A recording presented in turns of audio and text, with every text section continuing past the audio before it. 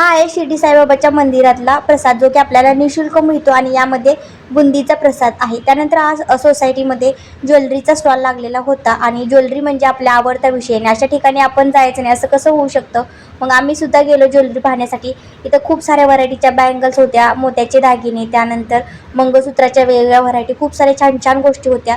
मग जी आम्हाला गोष्टी आवडत्या त्या खरेदी केल्या आणि त्यानंतर आज स्कूलमध्ये ॲडमिशनसाठी जायचं होतं.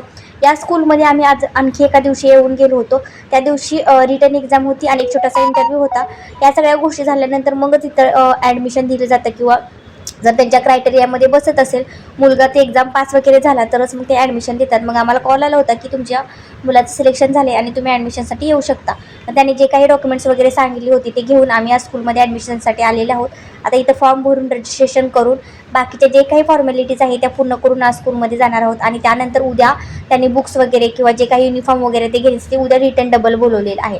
त्यानंतर घरी आल्यानंतर आज होता राजूचा बड्डे. मग त्याचं बड्डे सेलिब्रेशन केलं. त्यासाठी आम्ही छानसा केक घेऊन गेलो होतो आणि सेलिब्रेशन झाल्यानंतर जेवणाचा कार्यक्रम त्यांच्याच घरी होता, त्यामुळे तिकडूनच जेवून आलो. तर असा काहीसा होता आजचा आमचा दिवस.